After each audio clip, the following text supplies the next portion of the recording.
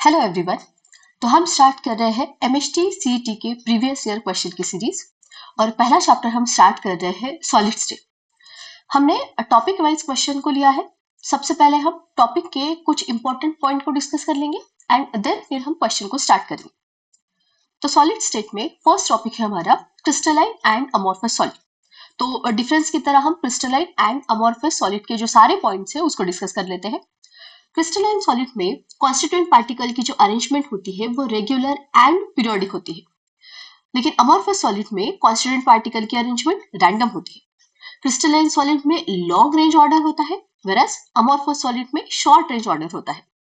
Crystalline solid का geometrical definite geometrical shape होता है, लेकिन अमॉर्फस सॉलिड का डेफिनेट ज्योमेट्रिकल शेप नहीं होता, फिक्स शेप नहीं होता। क्रिस्टलाइन सॉलिड का जो मेल्टिंग पॉइंट है वो शार्प एंड फिक्स्ड होता है, एक पर्टिकुलर मेल्टिंग पॉइंट होता है क्रिस्टलाइन सॉलिड का। लेकिन अमॉर्फस सॉलिड का कोई एक शार्प फिक्स्ड मेल्टिंग पॉइंट नहीं होता।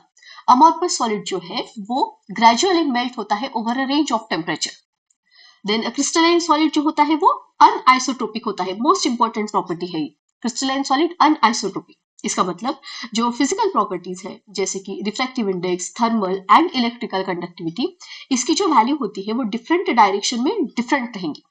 whereas हमारे अमॉर्फस सॉलिड में जो फिजिकल प्रॉपर्टीज की वैल्यू होती है वो सारी डायरेक्शन में सेम होती है। इसका मतलब अमॉर्फस सॉलिड जो है वो हमारे आइसोट्रोपिक होते हैं। तो क्रिस्टलाइन सॉलिड अनआइसोट्रोपिक होते हैं, लेकिन अमॉर्फस सॉलिड जो है वो आइसोट्रोपिक होते हैं। क्रिस्टलाइन सॉलिड जो है वो ट्रू सॉलिड होते हैं, लेकिन अमॉर्फस सॉलिड जो है वो सूडो सॉलिड होते हैं, उनको हम सुपर कूल्ड लिक्विड बोलते हैं।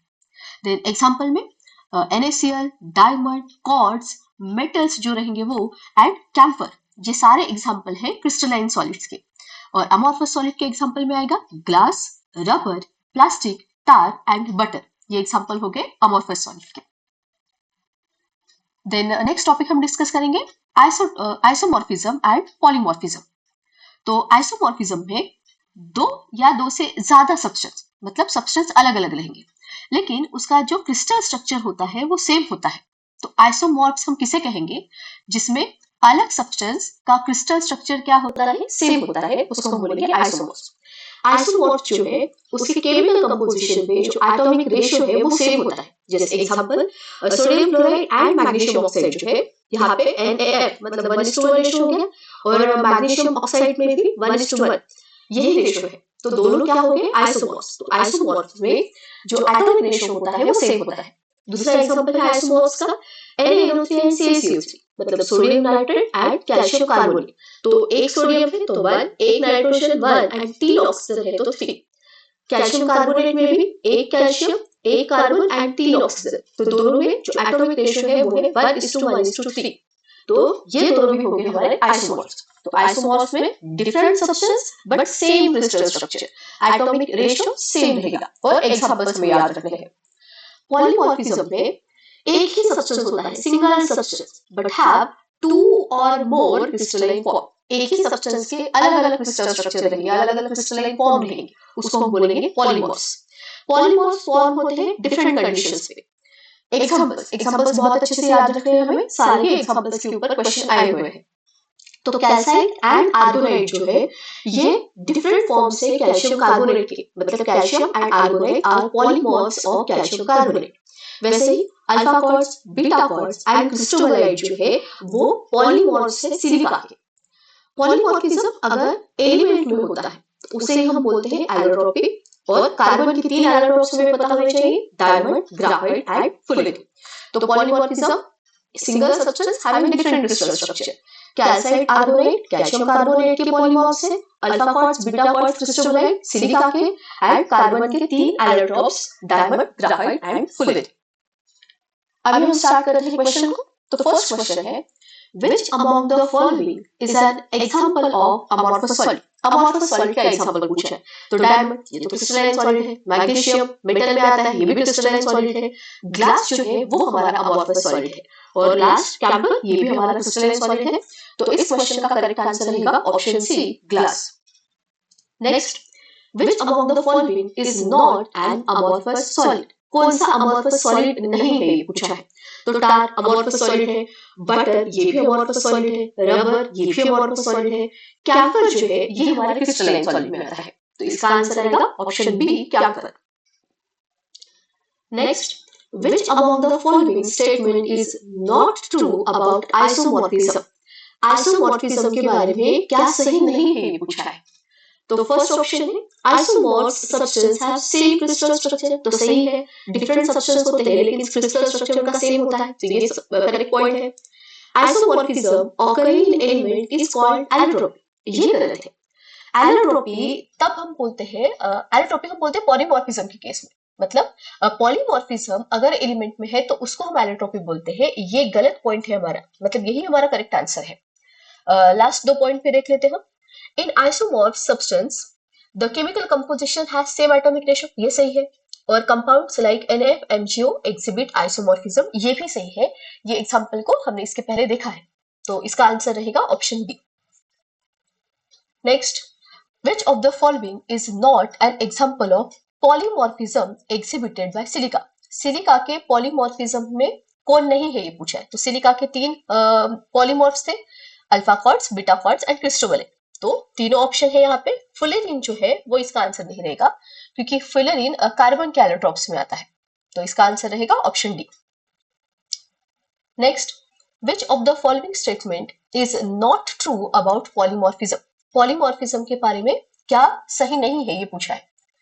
तो fullerene is a polymorphic form of carbon, हाँ सही है ये, क्योंकि पॉलीमॉर्फिज्म अगर एलिमेंट में है तो उसको ही हम एलोट्रोपी भी बोलते हैं, तो ये सही है। फर्स्ट ऑप्शन हमारा सही है। Second, single substance that exist in 2 और more forms is said to be polymorphs, ये भी सही है। एक ही सब्सटेंस के अलग अलग फॉर्म होते हैं तो उसको ही हम पॉलीमॉर्फ्स बोलते हैं। NaF and MgO, sodium chloride and magnesium oxide are polymorphs compounds, ये गलत है, क्योंकि ये दोनों अलग अलग सब्सटेंस है लेकिन इसका क्रिस्टल स्ट्रक्चर सेम होता है, तो ये तो एलोट्रोप्स आइसोमॉर्फ्स हुए ना, पॉलीमॉर्फ्स नहीं। तो यही हमारा गलत आंसर रहेगा, मतलब यही हमारा इस क्वेश्चन का करेक्ट आंसर है, क्योंकि ये स्टेटमेंट गलत है। देन लास्ट ऑप्शन भी देख लेते हैं, polymorphism occurring in element is called as allotropy, ये सही है बिल्कुल, तो इसका आंसर रहेगा option C. Next question, which from the following is not an example of amorphous solid? amorphous solid का कौन सा एग्जाम्पल नहीं है। तो ग्लास amorphous solid है, प्लास्टिक एंड रबर ये भी amorphous solid है, डायमंड जो है वो हमारा क्रिस्टलाइन सॉलिड होता है, इसलिए इसका आंसर रहेगा option D. Next question, which of the following statement is not true about polymorphism? Polymorphism के बारे में क्या गलत है, मतलब क्या सही नहीं है, ये हमें पूछा है। तो the existence of substance in more than one crystalline form, सही है, एक ही सब्सटेंस के अलग अलग क्रिस्टल स्ट्रक्चर होते हैं। Polymorphism occurring in element is called allotropy, ये भी सही है। Polymorphic forms of substance are form under different condition, ये भी सही है, तो लास्ट ऑप्शन ही होगा answer. The crystal shape of polymorphic substance is identical to each other, ये गलत है, क्योंकि क्रिस्टल स्ट्रक्चर तो अलग अलग होता है ना, तो इसका आंसर रहेगा option D. Next question, which from the following statement is not true regarding crystalline solid? crystalline solid के बारे में क्या गलत है वो हमें बताना है। तो there is regularity and periodicity in the arrangement of constituent particle, सही है। it is isotropic, ये गलत है, मतलब इस क्वेश्चन का सही आंसर यही रहेगा, क्योंकि हमारे क्रिस्टलाइन सॉलिड तो अनआइसोट्रोपिक होते हैं, उसमें जो फिजिकल प्रॉपर्टीज की वैल्यू होती है वो डिफरेंट डायरेक्शन में डिफरेंट होती है, लेकिन यहाँ पे आइसोट्रोपिक दिया है, तो ये गलत रहेगा हमारा। लास्ट दो ऑप्शन भी देख लेते हैं। It melts at definite temperature, ये भी सही है, and it has different magnitudes of refractive index in every direction, ये भी सही है। रिफ्रैक्टिव इंडेक्स की वैल्यू डिफरेंट डायरेक्शन में डिफरेंट रहेंगी और इसी प्रॉपर्टी को हम बोलते हैं अनआइसोट्रोपिक, ठीक है, तो इसका आंसर रहेगा option B. Next question, which of the following is not an example of polymorphic forms of carbon? Carbon के पॉलीमॉर्फिक फॉर्म का एग्जांपल कौन सा नहीं है। तो diamond, graphite and fullerene are polymorphs, that is allotropes of carbon, लेकिन aragonite जो है वो कैल्शियम कार्बोनेट का पॉलीमॉर्फ्स था, तो ये इसका आंसर रहेगा option B. Next, which from the following solid is isotropic? अभी आइसोट्रोपिक पूछा है, तो हमें पता है आइसोट्रोपिक कौन होते हैं, तो जो हमारे अमॉर्फस सॉलिड होते हैं, अमॉर्फस सॉलिड्स आर आइसोट्रोपिक। तो हमें इसमें से बताना है कि अमॉर्फस सॉलिड कौन सा है। तो फर्स्ट ऑप्शन ग्लास, यही हमारा अमॉर्फस सॉलिड है, तो ये हमारा आंसर रहेगा। बाकी सिरामिक, ग्राफाइट एंड आइस ये हमारे क्रिस्टलाइन सॉलिड है, मतलब वो अनआइसोट्रोपिक रहेंगे, इसका करेक्ट आंसर रहेगा option A. Next, which from the following pair of compounds exhibit isomorphism? कौन आइसोमॉर्फिज्म एग्जिबिट करेगा? पहला कैल्साइट एंड आर्गोनाइट, ये तो गलत है क्योंकि कैल्साइट एंड आर्गोनाइट तो पॉलीमॉर्फ्स है एक दूसरे के। देन अल्फा क्वार्ट्ज क्रिस्टोबाइलाइट, ये भी पॉलीमॉर्फ्स है। ये किसके हैं? तो कैल्साइट एंड आर्गोनाइट कैल्शियम कार्बोनेट के पॉलीमॉर्फ्स थे। अल्फा क्वार्ट्ज क्रिस्टोबाइलाइट ये सिलिका के पॉलीमॉर्फ्स है। हमें आइसोमॉर्फ्स पूछा है। Sodium nitrate and calcium carbonate, sodium nitrate NaNO3, calcium carbonate CaCO3, तो यही तो आइसोमॉर्फ्स है। हमने देखा था 1:1:3 रेशो है, यहाँ पे भी 1:1:3 रेशो है, और आइसोमॉर्फ्स में जो एटॉमिक रेशो होता है वो सेम होता है। तो यही हमारा एग्जाम्पल है किसका? आइसोमॉर्फ्स का। इसमें ही आइसोमॉर्फिज्म एग्जिबिट होगा। लास्ट डायमंड एंड फुलरिन, ये तो एलोट्रोप्स है किसके? कार्बन के, मतलब पॉलीमॉर्फ्स है। तो इसका करेक्ट आंसर रहेगा option C. Next, which from the following solid exhibit anisotropy? अभी किसमें अनआइसोट्रोपी होंगी? तो अनआइसोट्रोपी मतलब हमें क्रिस्टलाइन सॉलिड पूछा है, क्योंकि अनआइसोट्रोपिक कौन होते हैं? तो क्रिस्टलाइन सॉलिड और अनआइसोट्रोपिक। तो हमें इसमें से बताना है कि क्रिस्टलाइन सॉलिड कौन सा है। तो फर्स्ट ही आंसर रहेगा, क्योंकि सिरेमिक हमारा क्रिस्टलाइन सॉलिड है। बाकी ग्लास, प्लास्टिक एंड टार ये तो हमारे सारे अमॉर्फस सॉलिड की कैटेगरी में आते हैं, और अमॉर्फस सॉलिड है मतलब ये कैसे रहेंगे? ये आइसोट्रोपिक रहेंगे। तो अनआइसोट्रोपिक कौन है हमारा? सिरेमिक। देन नेक्स्ट टॉपिक है हमारा टाइप्स ऑफ क्रिस्टलाइन सॉलिड। तो पहले इसके इंपॉर्टेंट पॉइंट को डिस्कस कर लेते हैं एंड देन हम जाएंगे क्वेश्चन की तरफ। तो क्रिस्टलाइन सॉलिड चार टाइप के होते हैं: covalent solid, ionic solid, molecular solid and metallic solid. सबसे पहले देखते हैं कोवैलेंट सॉलिड के पॉइंट। तो कोवैलेंट सॉलिड में जो कॉन्स्टिट्यूएंट पार्टिकल है वो रहेंगे हमारे एटम्स। कोवैलेंट सॉलिड में कॉन्स्टिट्यूएंट पार्टिकल एटम्स होते हैं। आयनिक सॉलिड में जो कॉन्स्टिट्यूएंट पार्टिकल है वो रहेंगे ions, cations and anions. Molecular solid में कॉन्स्टिट्यूएंट पार्टिकल मॉलिक्यूल्स रहेंगे, और मेटालिक सॉलिड में मेटालिक एलिमेंट के जो एटम्स होते हैं वो रहेंगे हमारे कॉन्स्टिट्यूएंट पार्टिकल। कोवैलेंट सॉलिड में जो फोर्स ऑफ अट्रैक्शन होता है वो होता है कोवैलेंट बॉन्ड। आयनिक क्रिस्टल में जो फोर्स ऑफ अट्रैक्शन रहेगा वो रहेगा इलेक्ट्रोस्टैटिक फोर्स ऑफ अट्रैक्शन, और मॉलिक्यूलर क्रिस्टल में जो फोर्स ऑफ अट्रैक्शन होता है वो होता है different types of intermolecular forces, जैसे कि डायपोल डायपोल इंटरेक्शन हो गया, लंडन फोर्सेस हो गए, हाइड्रोजन बॉन्डिंग हो गया, ये रहेंगे मॉलिक्यूलर क्रिस्टल में फोर्स ऑफ अट्रैक्शन। और मेटालिक सॉलिड में क्या होता है? मेटालिक सॉलिड में होता है force of attraction metallic bond. अभी मेटालिक बॉन्ड किसको बोलते हैं? तो force of attraction between cation and mobile electron, cation and mobile electron के बीच में जो फोर्स ऑफ अट्रैक्शन रहेगा उसको ही हम बोलते हैं metallic bond. Then covalent solid, क्योंकि इसमें स्ट्रॉन्ग कोवैलेंट बॉन्ड होता है तो ये हार्डेस्ट मटेरियल में आता है, बहुत हार्ड होता है।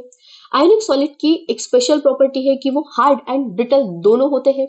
मॉलिक्यूलर सॉलिड में क्योंकि weak intermolecular force of attraction present होता है तो ये सॉफ्ट रहेंगे। मेटालिक सॉलिड जो होते हैं वो मेटालिक प्रॉपर्टी रहेंगे उसमें, जैसे मैलिएबिलिटी, डक्टिलिटी, ये प्रॉपर्टीज रहेंगी मेटालिक क्रिस्टल में। कोवैलेंट सॉलिड क्योंकि हार्ड है तो melting point and boiling point high रहेगा।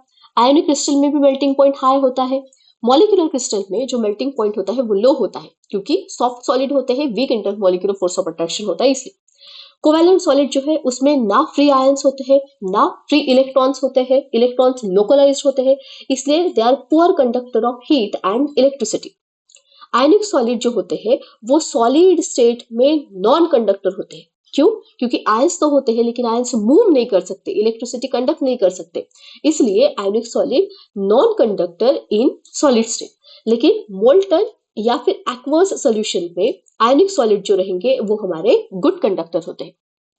मॉलिक्यूलर क्रिस्टल ये भी पुअर कंडक्टर ऑफ इलेक्ट्रिसिटी रहेंगे।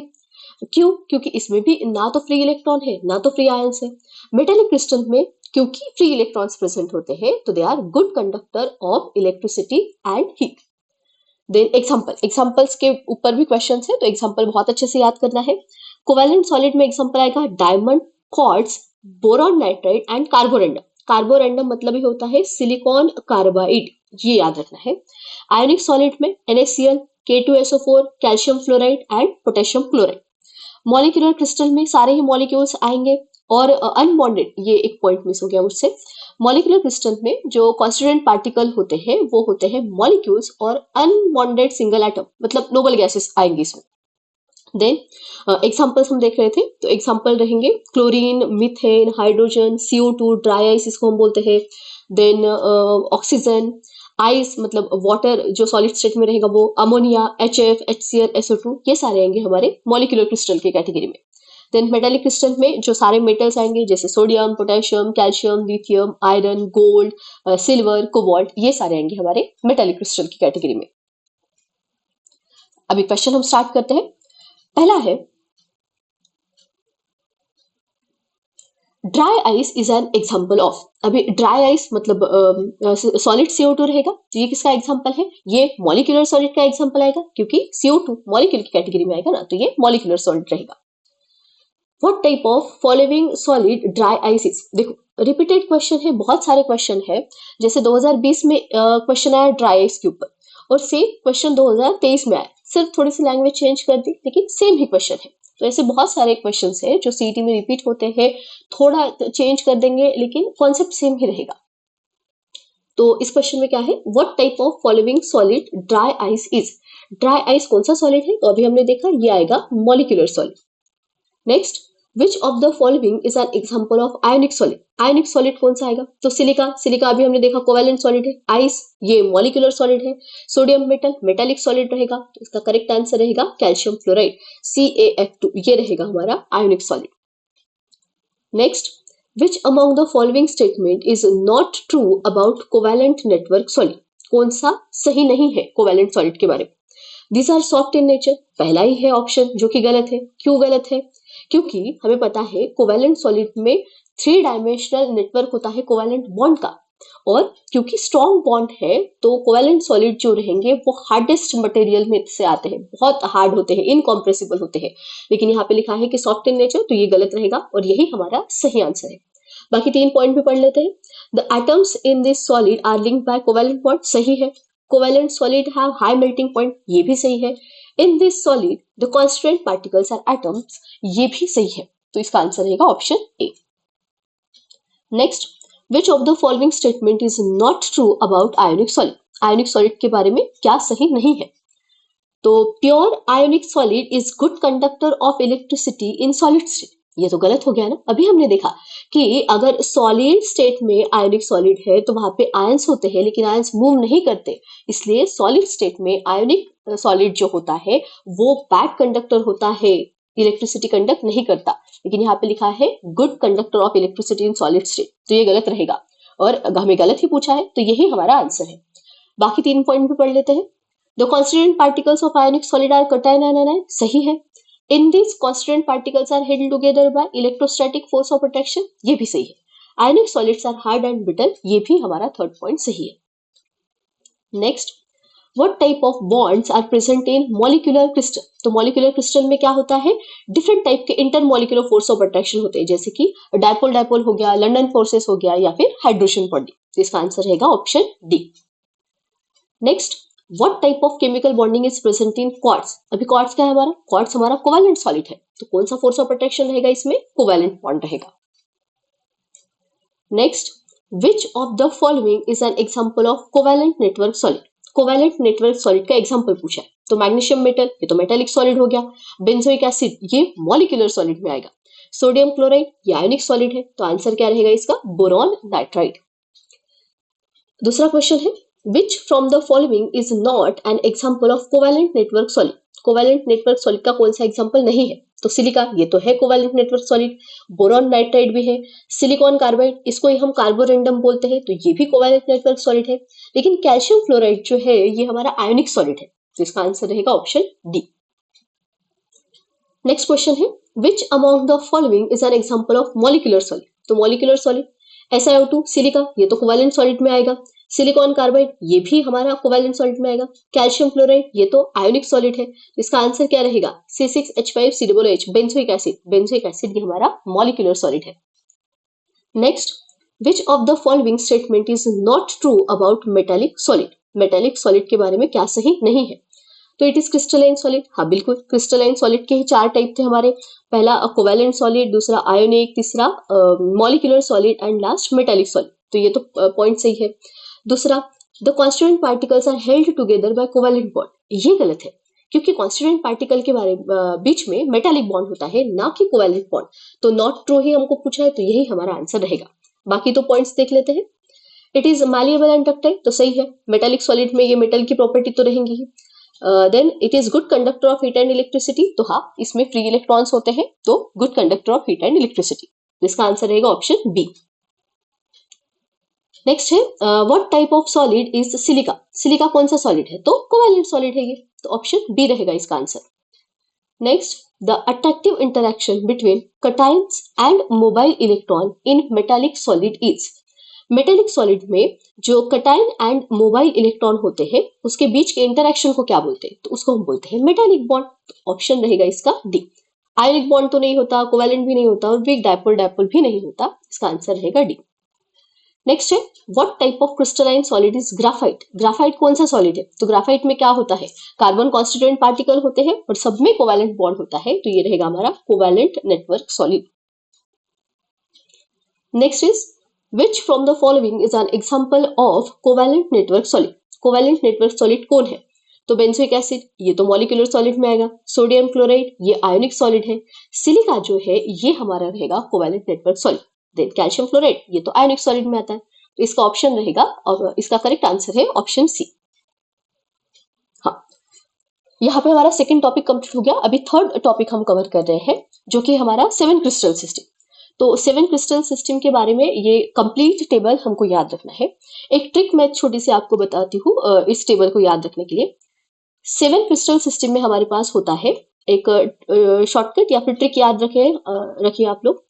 सी टॉम THR, THR, इसमें हमारी 7 क्रिस्टल सिस्टम आ जाएंगी। क्या याद रखना है हमें, सी टॉम, टॉम एक साथ याद रखिए, तो सी अलग हो गया, C Tom and THR, C Tom THR में हमारी 7 क्रिस्टल सिस्टम आ जाएंगे।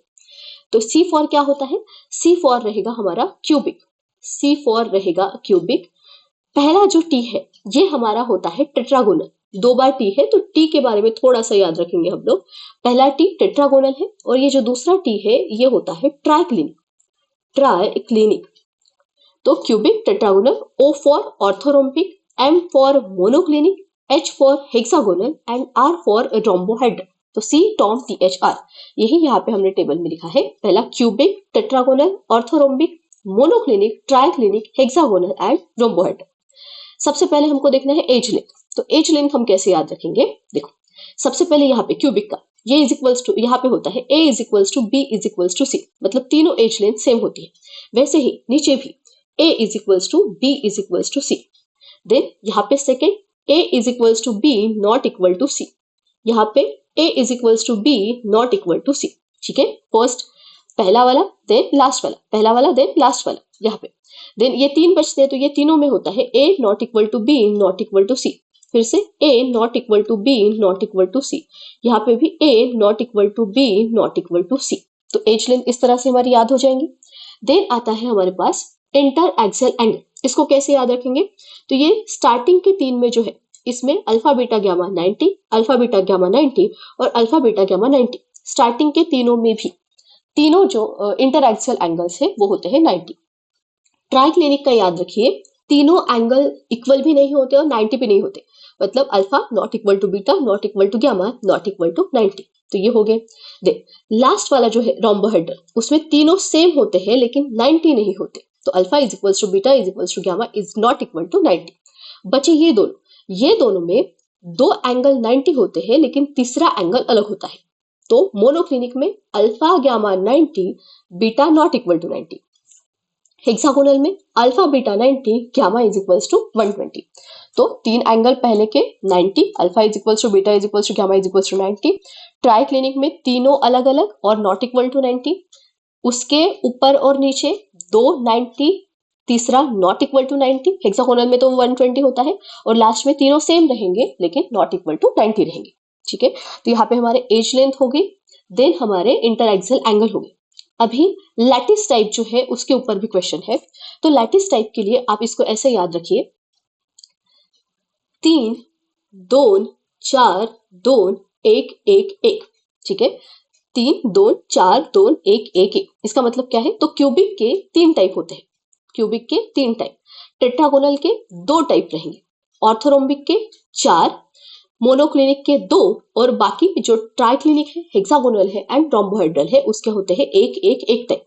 अभी कौन से टाइप है वो भी देख लेते हैं। तो 3 में पहला आएगा प्रिमिटिव, प्रिमिटिव को ही हम सिंपल बोलते हैं, तो primitive body centred and face centre, primitive body centred face centre. 2 में प्रिमिटिव एंड बॉडी सेंटर। 4 में आएगा primitive body centred face centred base centre. 3 तो हमको पता ही है ना, simple body centred face centred हमको पता ही होता है। 4th वाला कौन सा लेना है, तो बेस सेंटर्ड लेना है, बस हो गया। मोनोक्लिनिक में सिर्फ हमको याद रखना है, अभी जैसे हमने ऊपर किया हमको लगता है कि पहला प्रिमिटिव आता है, दूसरा बेस बॉडी सेंटर्ड आता है, लेकिन मोनोक्लिनिक में याद रखना है पहला तो प्रिमिटिव मतलब सिंपल है, लेकिन दूसरा जो है वो है हमारा बेस सेंटर। ठीक है, तो यहाँ पे चार्ट में एक बार देख लेते हैं। देखिए क्यूबिक वाले के 3 टाइप है, क्यूबिक सिस्टम के 3 टाइप रहेंगे, primitive body centred face centre. Tetragonal वाला, ठीक है, हमने इसको याद रखा था इस तरह से, 4 2 सॉरी 1 मिनट, 3 2 था ना, 4 2 लिख दिया मैंने, 3 2 4 2 1 1 1। ठीक है, तो 3 कौन से होंगे, प्रिमिटिव बॉडी फेस, 2 में प्रिमिटिव एंड बॉडी सेंटर, 4 में primitive body centred face centred and base centred. Monoclinic में प्रिमिटिव एंड बेस सेंटर्ड है, यहाँ पे बॉडी सेंटर्ड हमें नहीं लेना है, और बाकी एक वाले में तो प्रिमिटिव मतलब सिंपल, प्रिमिटिव मतलब सिंपल यूनिट सेल। ठीक, तो इस तरह से हमारा ये जो चार्ट है वो अच्छे से याद हो जाएगा। अभी इसके ऊपर के क्वेश्चन हम देख लेते हैं। हाँ, एक चीज और, यहाँ पे क्रिस्टल सिस्टम कितनी होती है, क्रिस्टल सिस्टम होती है 7 क्रिस्टल सिस्टम, और इसके जो ब्रेविस लैटिसेस बनेंगे वो बनते हैं हमारे 14। इसको अगर हम काउंट करेंगे टोटल मिला के तो ये 14 आते हैं, जैसे यहाँ पे 1 2 3 4 5 6 7 8 9 10 11 12 13 एंड 14, तो 7 crystal system and 14 Bravais lattices. चलिए इसके ऊपर के क्वेश्चन सॉल्व कर लेते हैं हम। फर्स्ट है, what type of unit cell is not present in cubic crystal system. Cubic crystal system में कौन सा यूनिट सेल प्रेजेंट नहीं होता, तो क्यूबिक में 3 होते हैं, पहला प्रिमिटिव, दूसरा बॉडी सेंटर्ड एंड तीसरा था फेस सेंटर्ड। तो बॉडी सेंटर्ड है, सिंपल भी है, प्रिमिटिव मतलब सिंपल, एंड फेस सेंटर्ड भी है, कौन सा नहीं है, तो बेस सेंटर्ड नहीं होता, तो इसका आंसर रहेगा C. Next, what is the number of different type of unit cell present in tetragonal crystal system? Tetragonal crystal system में कितने टाइप की यूनिट सेल्स होते हैं, तो वो ट्रिक एक बार हम लिख लेंगे, क्या था वो, C Tom then T H R, और यहाँ पे 3 2 4 2 1 1 1। किसका पूछा है इसने, टेट्रागोनल का, तो टेट्रागोनल में कितने रहेंगे, 2, तो इसका आंसर रहेगा 2। Next, if A, B, C are edges and alpha, beta, gamma are bond angles between them, then identify correct combination for BCC unit cell। अभी यहाँ पे कंफ्यूज नहीं होना है, उन्होंने BCC पूछा है, BCC मतलब बॉडी सेंटर्ड क्यूबिक। अब ये बॉडी सेंटर्ड वाले से हमको कोई लेना देना नहीं, हमको इससे लेना देना है, इसने हमको क्यूबिक क्रिस्टल सिस्टम के बारे में पूछा है, और क्यूबिक में क्या होता है, A is equals to B is equals to C and alpha is equals to beta is equals to gamma is equals to 90, तो आंसर रहेगा हमारा A, ABC and alpha beta gamma 90, इसका आंसर रहेगा option A. Next is, which from the following unit cell is present in hexagonal crystal system। Hexagonal crystal system में कौन सा unit cell होता है, तो फिर से C Tom then T H R. अभी ये हमको पता था, लास्ट के 3 वाले में सिर्फ प्रिमिटिव मतलब सिंपल यूनिट सेल होता है, तो इसका आंसर रहेगा option D, H for hexagonal था ना, तो हेक्सागोनल में सिर्फ सिंपल वाला होता है। Next, what is the total number of Bravais lattices present for different crystal system. तो ब्रेविस लैटिसेस कितने हैं, तो ब्रेविस लैटिसेस कितने होते हैं, 14 Bravais lattices. What is the total number of crystal system associated with 14 Bravais lattices? 14 Bravais lattices के लिए कितनी crystal system होती है, तो कितनी crystal system, 7 crystal system, answer रहेगा option A. Next is, what is the total number of different type of unit cells in cubic crystal system? Cubic crystal system में कितने होते हैं, तो क्यूबिक मतलब फर्स्ट वाला ही था, और फर्स्ट में कितने होते हैं, 3, कौन से, simple, body centred and face centred, तो आंसर रहेगा option C. Next, what is the total number of different type of unit cells present in triclinic crystal system? Triclinic crystal system के डिफरेंट यूनिट सेल, तो फिर से C Tom, then TH and R, तो last के 3 में आता है। ये हमारा ट्राइक्लिनिक था, तो ट्राइक्लिनिक में सिर्फ एक ही होता है, कौन सा? सिंपल, दैट इज प्रिमिटिव वाला। तो इसका आंसर रहेगा option A. Next, what is the type of unit cell from the following is common to all 7 type of crystal system? सारे सातों के सातों क्रिस्टल सिस्टम में कौन सा common type of unit cell present है? तो सब में simple, that is primitive unit cell जो है वो प्रेजेंट था। तो इसका आंसर रहेगा option A. Which among the following is correct for the unit cell about its age length for tetragonal crystal system? तो टेट्रागोनल क्रिस्टल सिस्टम के लिए एज लेंथ पूछा है, तो फिर से हम लिख लेंगे सी, टॉम, THR। इसने टेट्रागोनल पूछा, मतलब ये टेट्रागोनल, ये सेकंड वाला आएगा। तो हमें पता है इसके लिए A is equals to B is equals to C था, इसके लिए भी A is equals to B is equals to C, तो यहाँ पे रहेगा A is equals to B not equal to C। Answer रहेगा ऑप्शन बी। तो बस ये 3 टॉपिक हमने कंप्लीट कर लिए, बाकी के जो टॉपिक है वो हम नेक्स्ट वीडियो में कंटिन्यू करेंगे।